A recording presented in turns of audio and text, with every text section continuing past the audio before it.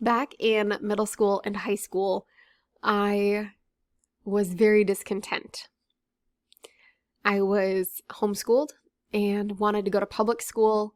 I was unhappy with my parents for said schooling decision. I wanted to be other places. I was not thrilled with where I was living. And then as I started getting to explore the world more, see more places, I really wasn't happy with being stuck in Wisconsin when there were more exciting places to be, obviously. Ironically, we are back here in Wisconsin, and I still don't like Wisconsin in the Wisconsin cold. But life happens. It's not always about where you're at, it's about the people there. The other thing that I was discontent with was a lack of a boyfriend. I didn't end up having a boyfriend until after, I think I was like 19 or 20, maybe 21, was my first boyfriend. 21, actually. And so this discontentment led me to be very unhappy, like depression. I was frustrated. I was angry a lot of the time. It made my relationship with my parents very tumultuous. So just not in a good place. And as a Christian, as a Bible believer, I knew that this was wrong. I wanted to be able to honor my parents. And there was a book that I had read about being your parents and different things related to parenting relationships. One of the verses that was in that book that I ended up memorizing was 1 Timothy 6:6, and it says, "But godliness with contentment is great gain." Godliness with contentment is great gain. So I memorized that, and that helped a lot. There were also things that I had to do to help my discontent, because we can memorize a Bible verse, we can take a Bible verse and have it written on our heart, but what happens then? I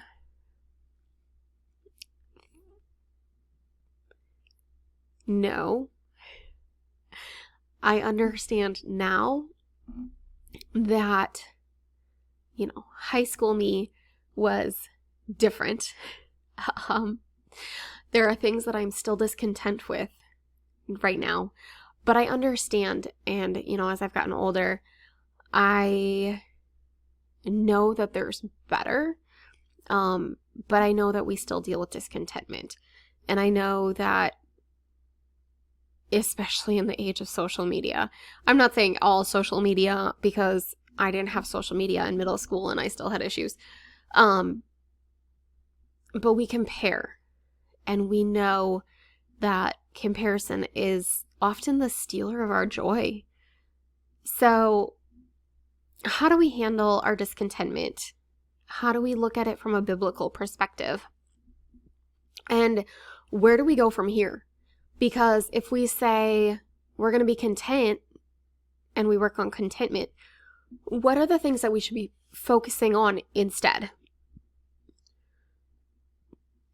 I looked at Galatians, I think, and there's some things that I want us to focus on. So when we focus on those, I'm coming at this from a holistic biblical perspective, because this is something that I have been challenging myself on actually recently. And that is to be content, but to also pursue righteousness, godliness, faith, love, endurance in our Christian walk, and then gentleness. And oh boy, I feel like those are high standards. So how do we work on contentment? How do we get from where we are, potentially in a state of discontentment, and go to that state of being content or being accepting and acknowledging that maybe where we're at is God's best. It takes mindset work. It really does. And I had this conversation with a friend. As I've said, we're in Wisconsin. It gets really cold. Especially this past year, has been really cold. It gets dark really early. And I feel like November and December, we didn't see the sun because it was so gray and cloudy. And that's hard. It is a hard state to live in. I don't know how people up in Canada and Alaska live here.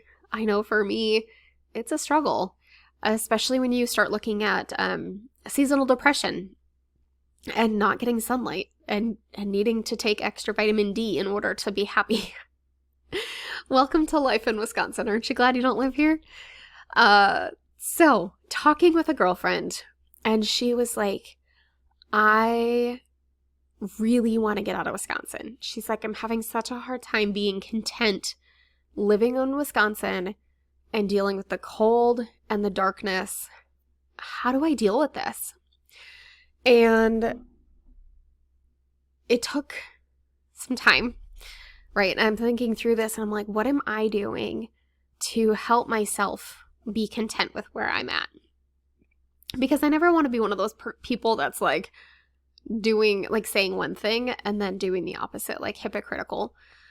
Not what I want to do. So mindset wise, I had to sit and I had to think, how do I do this? What actions am I taking from the mindset, living through my mindset and what God has placed on my heart, knowing that godliness with contentment is great gain. So asking, what can I change mentally? What can I change physically? And in that situation, I started thinking about what is it really going on? So darkness, it's super dark. How do we add light to our dark?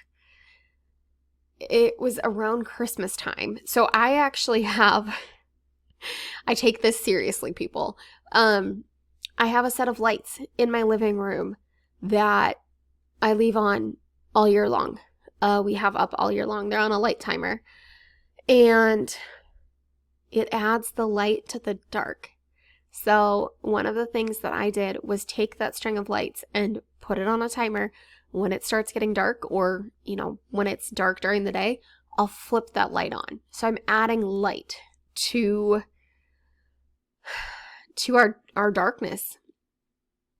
And this year I added a string of lights to my kitchen because I spend a lot of time in my kitchen and I felt like, oh my gosh, it's so dark in here.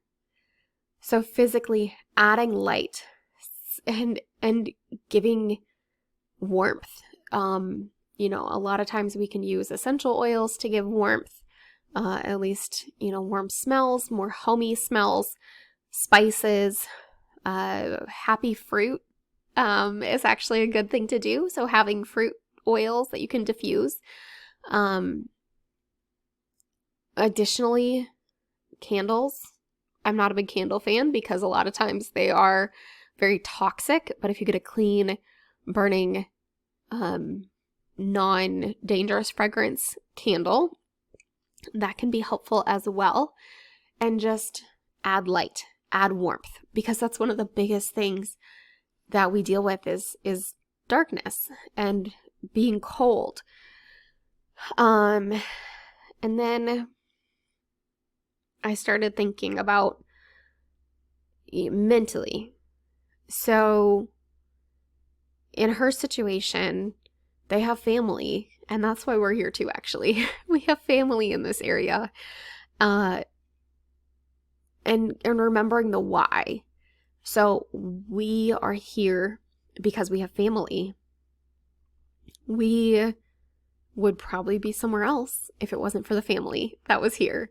So that was important to remember that why. So that's the mental aspect of it. Saying, okay, I know that this is why I'm here. Also, jobs tend to be a reason why we're in a location. That's not the case for us, but it was also for my friend. So there's jobs everywhere. I feel like family is big. Another thing that we have is we have an amazing natural health practitioner. We have really good natural dentists. So our health is another reason why we're here. Could we find it somewhere else? Maybe, but probably not the same way that we have it here. Growing contentment in our brain, and focusing on those why. So also having those written down can be helpful as an action.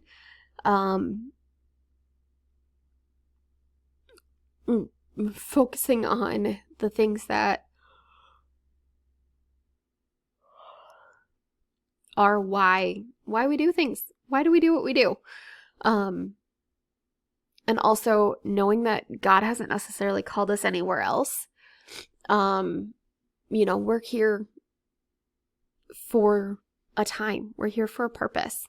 And what does God want to do in us and through us through this time? Taking it back to a biblical foundation. What does God have for us? What are we doing in order to allow this time to change us, to shape us? And those are things that we can ask ourselves no matter what the situation.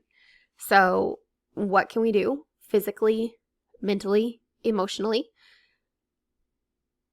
in those times of discontentment? Followed by what does God have for us? And then asking, what am I here for? Why are we here in this place? Or why is this happening? Throwing it back to middle school, I learned a lot about what God had for us, had for me in terms of physical growth, mental growth, not physical, mental growth, and growing in my relationship with Him. Because as I waited to go to school, I was in prayer a lot. I had to be probably more focused on praying and allowing Him to work in my discontentment. I also learned that I was the one that needed to change. My desires potentially needed to change as I honored my parents. My time came to go to school. It was not the greatest thing. My dad lost his job, so we didn't have money to continue homeschooling. So I ended up going to public school. But I was able to do what I wanted to do. And I think God really used that time between 7th and 9th grade to teach me how to rely on Him and show me that His ways are greater than our ways. And I think that's one of the biggest things that we can take away from contentment and learning to be content is God's ways are bigger than our ways. Contentment is being okay with where we're at, but I would say contentment is being obedient and understanding that whatever the situation, God's ways are bigger. His plans are bigger. And He really does want to grow us and teach us through situations. I feel like I need to caveat this with saying, if you are in a situation that is unsafe to you, unsafe to your kids, do not take that as a sign that God wants you to sit in that unsafe situation. Get help. Find a way out. I hope you're not in that situation, but find a way out if that is something that you're dealing with right now.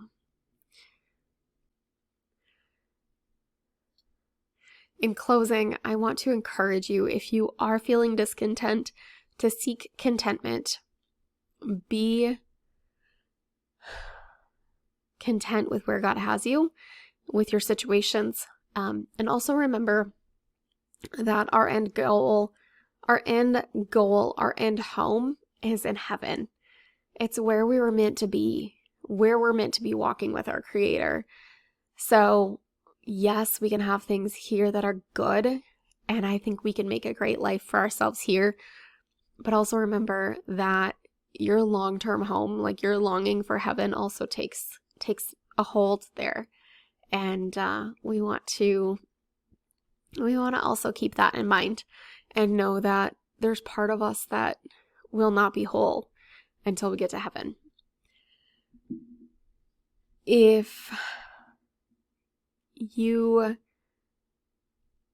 need accountability, if this is something that you're working on, I'd love to hear from you. If you want to pop me an email or connect with me on social media, I'd love to hear how you are working towards contentment, what steps you're going to take, and really what's been the biggest takeaway from this. Again, the verses that I read, 1 Timothy 6 through 12, and really focusing on that 1 Timothy 6 verse there. All right, we will chat with you guys later. Bye.